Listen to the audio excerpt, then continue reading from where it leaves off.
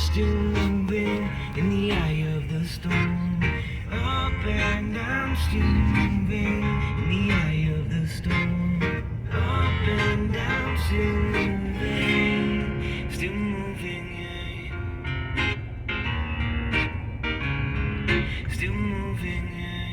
Good morning, believers. It's your brother, J.D. Nija.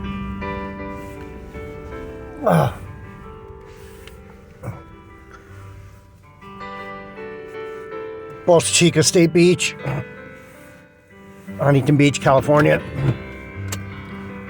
Word of Truth, Bible teaching, vlog, video, every morning.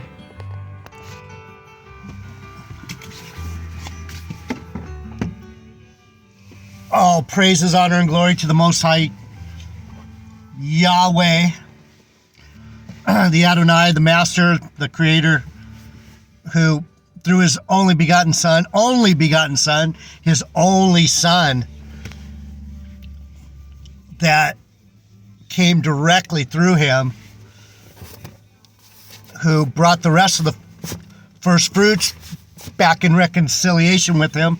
It's already done. We just haven't seen it manifest in the actual timeline. And the Holy Spirit that is making the path clear to these remnants, these first fruits, these elect believers. Welcome, welcome, welcome, Israel. All right. Before I get started, I want to say a prayer.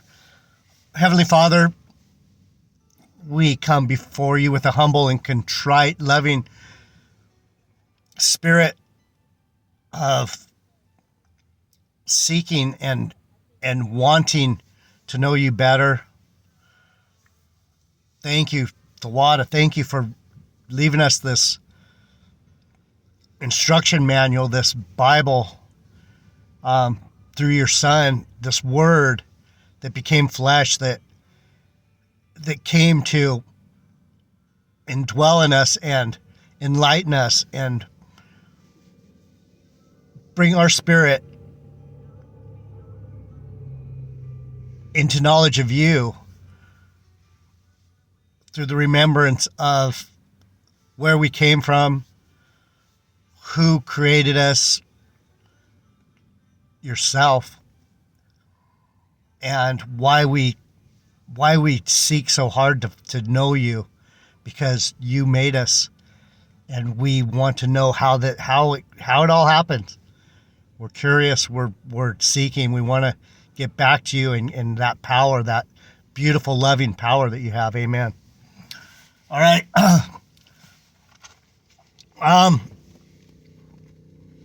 There's a few things I wanted to talk about today.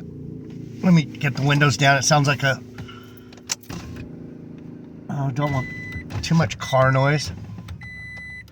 All right. How's that? Okay. Gang stalking.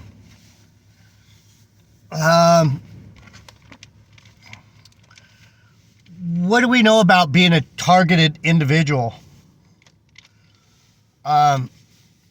And what is this gang stalking thing all about? I've been a part of this program that they have against the Most High's children, and it's still vague in a lot of ways because it's a spiritual thing. It's a spiritual thing manifesting in the physical world. In this physical world, this 3D junkyard is the perfect grounds for this gang stalking, this following of and watching of the Lord's children. So there's so many different things we could talk about.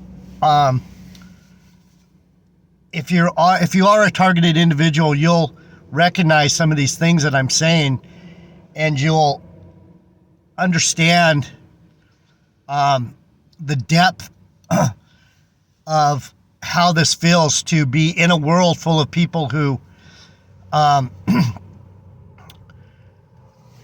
not so much are against you, they just don't know how to be with you. And so that's one of the things that I've been noticing about gang stalking, at least as far as the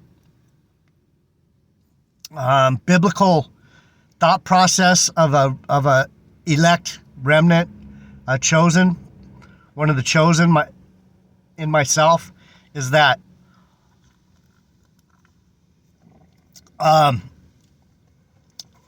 these gang stalkers, these beasts, these Masonic, worldly individuals, they don't. It's not so much that they what they know; it's what they don't know. And of course, there's higher levels of Masonic. You know, we got the 33 degrees that actually know, and they work against us with intent. But a lot of the day-to-day gang stalking that we see is people just being people. They're not spiritual beings. They're walking very much in their flesh accord. And so this fleshly, worldly walk that they have is antithetical to a Israelite or a believer. And so you have different levels of gang stalking. I don't know if these Christians, these people that are seeking after the Lord, that are not under any kind of spiritual guidance, they're not under any spiritual restrictions like an Israelite. We're seeing now that the restrictions that we had put on us during the time of Moses and the law, and the Lord saying, you know what, I'm gonna turn you into something different, because I'm gonna make a covenant with you. And so this covenant that Israel has, we have to understand that the covenant that Israel has with the Lord is different. And so I've jumped out at people. I've jumped out on this channel, and I've jumped out and said, what the heck? Why don't you understand me? Why can't you help me? Why can't? Because there's no, it's yelling at the wind. There's very little answer from those around you. So what we see in this sacrificial Israelite walk, this remnant, this first fruits, this teaching, preaching, priestly, kingly, prophetic office that we have, that we've been blessed with, it's the blessing and the curse. The curse was that we're not going to know who we are, and we're going to have to walk among these other people, these I'm not going to call them lesser beings, because they're not. They're just not aware of the deeper implications of what it means to be in covenant with the God of the God of all creation, the God of our existence, the puppet master. He's pulling all the strings. He's the one that's made up the story. And that's why I'm so interested in this book, is because this is where we can pull the curtain back and see who the wizard is. And he's not trying to deceive us. He's not trying to take anything from us.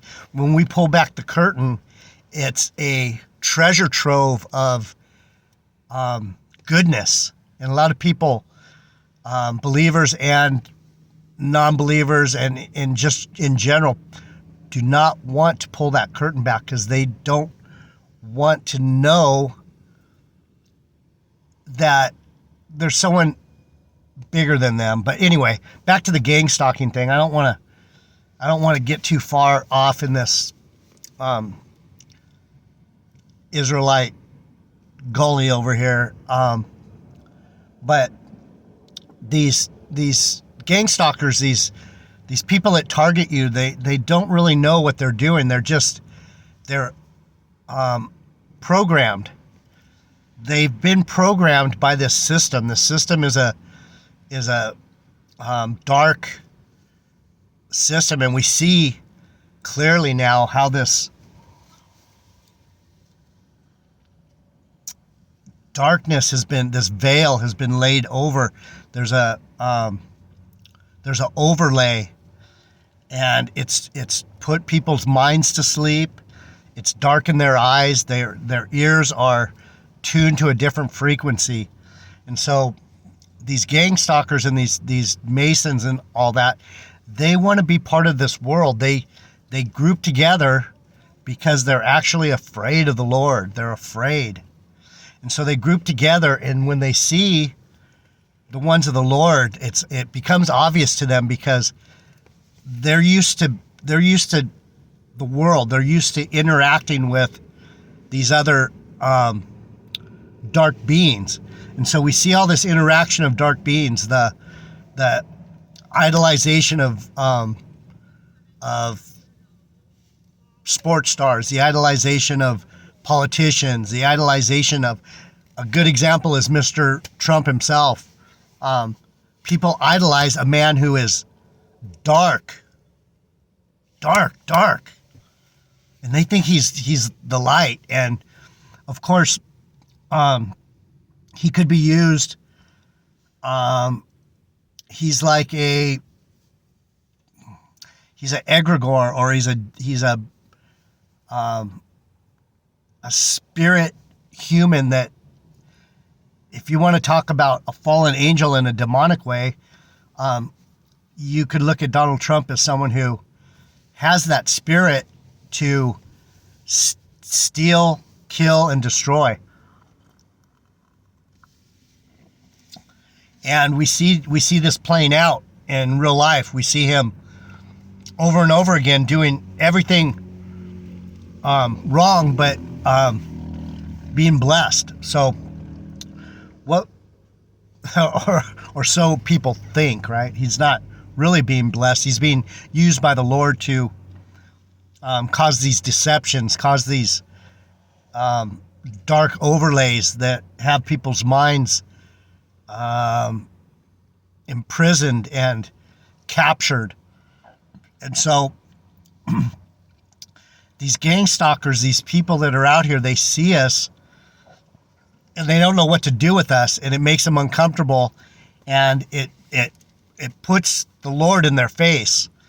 And we don't really have to do much. A lot of times it's just the spirit, the aura that we throw off is going to enrage these people.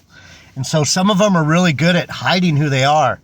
And these are the ones that are the narcissists, the day-to-day cowards that have no strength or courage to stand up and go, I feel like I'm being blown apart by your presence. I don't like it, but I'm drawn to it. I want to know it, and I want to get close to it, and I feel like it's going to give me something, but I hate it, and I don't know how to deal with that. I feel like I'm being blown apart. Instead of doing that, these cowards will come to you, and this is where we see the wolf in sheep's clothing. These people will put on a disguise, and I met someone at the watering hole yesterday, and we were talking about these people, these narcissists. She just came out of trauma with someone who was that way, and of course I've been traumatized by these people most of my life, and that's what brings out this spiritual reality, is knowing, why am I treated differently? Why is this weird relationship with other humans? Why is it so stilted, stunted, and stupid? There's not a whole lot of understanding of what I am, who I am, where I came from, even within my own self. So as time goes on, this eye-opening reality that these people are coming against you for a reason, and you get to that point where you're like, okay, I got to figure this out. Why am I loved on the surface but hated behind the scenes? Why am I I could go into all the different ways that these cowards, these narcissists, these possessed dark individuals who are actually asking for you to let them out of prison, but they don't have the nerve to actually say it. They're like, they don't want to admit that you have the key. And that's a big truth drop right there, is when the Lord told Peter, you're going to have the keys to my kingdom. You're my dad, and I'm going to make sure that you are in charge because you're my father and you're so good. And I want you to have the keys. I want you to be able to open to the ones that want to come in, and I want you to be able to have the nerve to close the door on the ones that the door needs to be closed on. So coming from an Israelite mindset, Salakia, an Israelite mindset is going to, as time goes on, the physical accord is going to fade away and the spiritual accord is going to grow. So what we're seeing with a lot of Israel is that we're stepping away from the world. We can't help it. We're seeing through it, and we're standing against it, and we're hiding from it because we've seen that these cowards, they're never going to give up. They're never going to stand up and say, I'm broken, I'm blown apart, you're crushing me, you're pulverizing me, help me. They're never going to do that. So Matthias was talking about this last night, how when we start getting this spiritual power, and the guy that I watched a video from Spiritual Life Lessons, this dude was firing it up. And this is a truth that we miss a lot, is that when the Lord starts really turning this up, see, these Babylonians are losing everything. They know it's over. And now not only have we been pulverizing them with our presence, now the presence of the Lord is actually working in this dark realm, and he is breaking their shit to pieces. They can't hide anymore. They have nowhere to go. And so as this stuff gets broken down, the ones that do have courage, these Bidens, these Trumps, these Putins,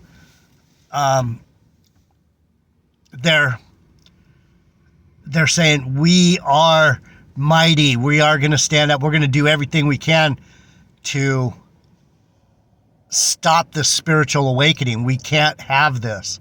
We can draw this out. We've been drawing it out for many years now, and we're going to keep drawing it out. So they're trying to find us, identify us, kill us, and change prophecy. So this gang stalking thing, the way it's played out over the last, I guess from the time the Lord died, he was saying, they're going to come against you. They're of the world. You're not of the world. So I was going to bring it into my understanding of where I am right now, but that's not the truth. The truth is, it's been this way. And so the Lord opens your eyes, shut your eyes, opens your ears, shut your ears. So as we're going through these generational rebirths and coming back and being judged and being refined, this refinement has been through the generations. So when you think of the refiner's fire, we've been put through the fire, not just at the end. It's going to get hotter for sure because it has to. And my people, the Benjamites, Bob Marley, and the Rastafarian, the whole thing with burning the Rasta is burning the thought of refining and burning away the distraction and the delusion, and opening your eyes to the fact that it's just not worth relating with these cowards, these unbelievers, these unwashed. It's very hard to relate with them. And so we're coming to that time now where we're going to be the wheat and the tares. And this is the one thing the gal said. She was pretty spiritually aware. She's kind of scary. I don't know. I'm wary of everyone now. And especially if you start talking spiritual things and you're relating to me on any way. That's what the targeting has done to us. It has made us wary of everyone because we can't trust anyone because we've never had anyone really understand us. So thank you, my brother, Mr. Hall, for writing in a what would you call it? It's there's nothing that you want other than God. And that's what an Israelite understands. We don't want anything. We want God, and we want God in you to recognize the God in me so that I can recognize the God in you, so that we can recognize the God that made us, so that, I mean, it's a continual loop towards our Creator. And I've been trying to get this thought in my head for a long time now, and you see me struggle with who these Pharisees are, who these wicked, who these ones that are actually against us, calmly, creatively, smoothly, with a lot of backing from the dark realm and a lot of direction from the dark realm to create visions that are going to drag you into the pit. These are the things that have been really, I'll admit it, scaring me. It's creepy. It's really creepy, and I'm not afraid to say that. GMS creeps me out. They creep me out in a way that I want to put them away now. I want them to be disassembled and re-engineered right now, because that's how creepy they are to me. I'm like, I don't like to see that creepiness, and I'm sad that I had to witness this kind of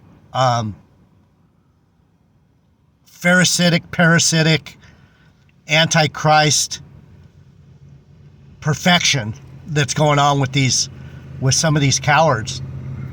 I guess it's basically going to let all of us know that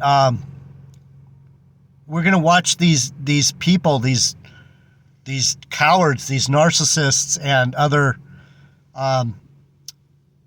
programmed humans, if you call them that. You know the word human means spiritual monster, right? Spiritual monster.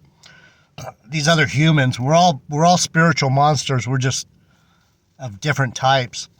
But anyway, I'm coming down to 25 minutes, and I think you understand what I'm saying here about the gang stalking. The targeting is designed